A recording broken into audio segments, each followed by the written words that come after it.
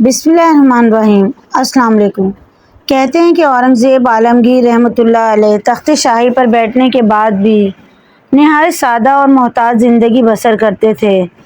خاص بادشاہ کے ذاتی باورچی کی بابت ظاہر ہے کہ بہت عزت و شہرت کی چیز سمجھی جاتی تھی، اس لیے بڑے بڑے ہنرمند باورچی بے حد شوق اور آرزو سے یہ خدمت خاص حاصل کرتے، مگر بعد میں حقیقت کھل جاتی کہ نپی تلی کھچڑی یا معمولی روٹی دونوں وقت پکتی اور تمام کی تمام بادشاہ سلامت کے سامنے دسترخوان پر چلی جاتی اور دسترخوان سے صاف برتن واپس آ جاتے، یعنی باورچی کو اپنا پیٹ بھرنے کے لیے بھی کچھ نہیں ملتا، خشک تنخواہ پر گزارا کرنا پڑتا۔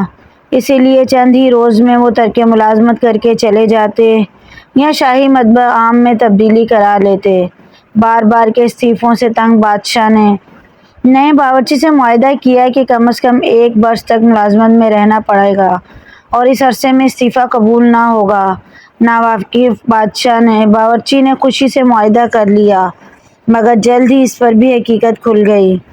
اب باورچی مصیبت میں پڑ گیا، نہ گزر ہوتی تھی نہ استعفیٰ دے سکتا۔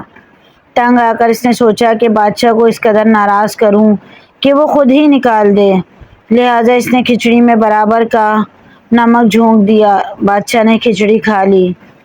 بادشاہ کی طرف باورچی نے نظر اٹھا کر دیکھا، لیکن بادشاہ نے اسے کچھ بھی نہ کہا۔ باورچی نے مایوس ہو کر اگلے دن بالکل نمک نہ ڈالا اور پھیکی کھچڑی بنائی۔ بادشاہ نے اس دن بھی کچھ نہ کہا۔ تیسرے دن باورچی نے صحیح مقدار میں نمک ڈالی۔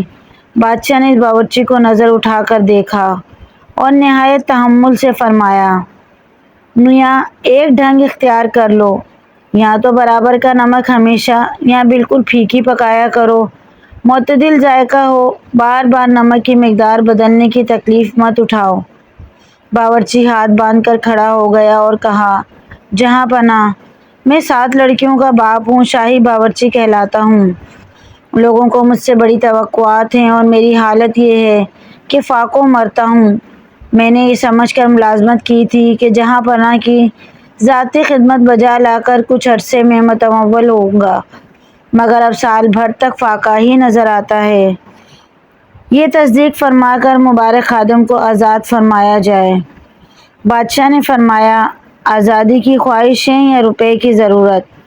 عرض کیا، "روپے کی زیادہ ضرورت ہے۔"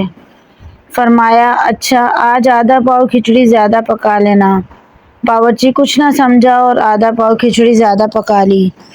بادشاہ نے اپنا حصہ کھانے کے بعد باقی ماندہ کھچڑی کے 7 حصے کیے، ایک ایک تشتری میں ایک ایک حصہ ڈال کر خوان میں لگا کر کہا کہ ہمارے 7 وزیروں کو ہمارا یہ تحفہ پہنچا دو۔ چونکہ آج تک وزیروں کو ایسا تحفہ نہیں ملا تھا، وزیروں کو اس غیر معمولی شاہی التفات کی خبر لگی تو ان کی خوشیوں کی کوئی انتہا نہ رہی۔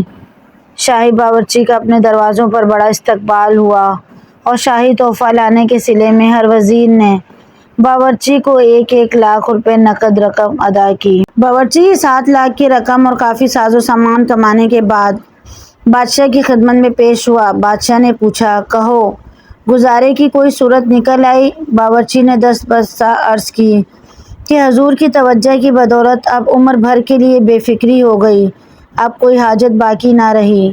بادشاہ نے فرمایا، "آئندہ کھچڑی میں نمک صحیح انداز سے ڈالا کرنا۔" مزید ایسی ویڈیوز کے لیے چینل کو ضرور سبسکرائب کیجیے۔ ویڈیو پسند آئے تو لائک، شیئر، کمنٹ کریں۔